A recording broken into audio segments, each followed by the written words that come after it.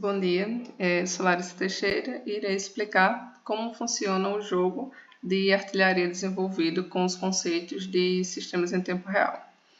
Então, o objetivo era que a gente tivesse uma base de ataque, uma de defesa.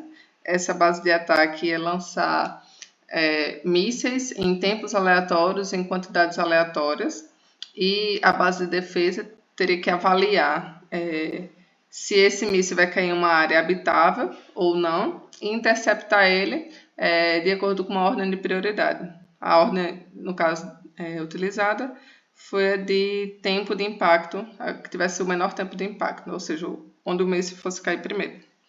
Então, aqui temos a introdução das bibliotecas, né? A gente está utilizando o FreeRTOS para o desenvolvimento do projeto.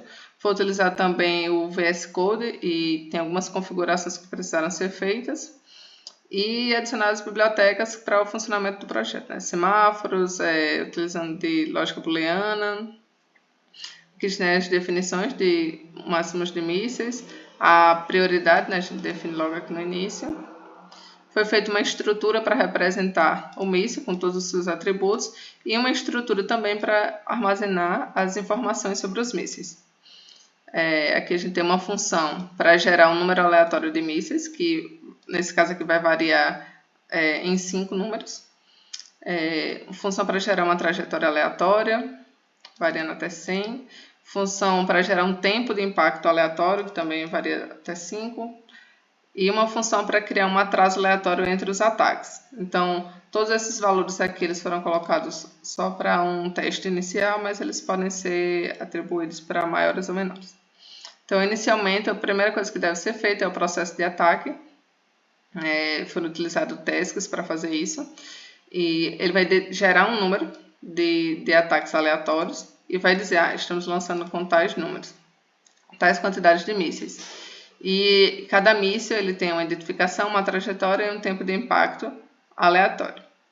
A gente vai adicionar esse míssil que foi criado em uma lista de mísseis ativos, e essa lista de mísseis ativos vai ser utilizada pelo processo de defesa, e aí que a gente utiliza os semáforos, né, para identificar, ele acionar que aqui, agora é a vez do processo de ataque está funcionando, e a gente printa o míssil com seus atributos quando eles forem criados. Aí também é gerado um tempo aleatório entre os ataques, porque esses ataques podem acontecer a cada, no caso aqui tem segundos, né? Cada 10 segundos, 5 segundos, 1 segundo, enfim, é um valor aleatório. E aqui a gente aguarda o tempo antes do próximo ataque, nosso delay. Então, para o processo de defesa, inicialmente a gente tem que ordenar os mísseis, nesse caso utiliza o critério de tempo e trajetória. Então, ele vai ordenar o que tiver o menor impacto e a menor trajetória, certo? Então aqui é só uma função para fazer essa ordenação, que é utilizada aqui no processo de defesa. Então, entrou no processo de defesa, o semáforo é acionado, é chamada a função para ordenação dos mísseis e agora o processamento dos mísseis.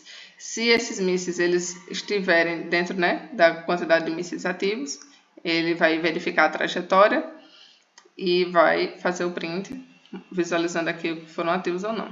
E caso não, também print. A gente consegue resetar a contagem após processar todos os mísseis para que eles não fiquem se repetindo ao longo do processo de defesa. E aqui na função principal a gente vai inicializar o gerador de números aleatórios, a gente inicializa tanto aqui como na função de ataque, inicializa as estruturas, né, que foram utilizadas. E caso o semáforo, a criação do semáforo falhe, ele vai nos alertar. A gente tem a criação das tasks de ataque e defesa, o escalonamento desse processo. E aqui para ele encerrar, caso o escalonador tenha um problema de memória. Então a gente faz o build, nesse caso aqui a gente utiliza aqui tasks, run build. O build ele é feito, passa pelas bibliotecas, finalizado o build, a gente executa o arquivo que é criado. E aqui a gente pode visualizar que foram lançados 4 mísseis. Esses mísseis eles têm trajetórias e tempos de impactos aleatórios. E a gente consegue visualizar aqui o tempo para o próximo ataque, que vai ser em 4 segundos. Vou encerrar aqui. E aí agora o tratamento desses mísseis, né? O míssil 0, ele a gente pode ver que todos eles estão acima de 50, então eles têm que ser tratados. Então, qual é o que tem o menor impacto? O de 96, depois é o míssil 2, que ele é tratado logo em seguida, depois o míssil 1 e assim por diante. E isso segue para um tempo indeterminado até que você encerre o processo.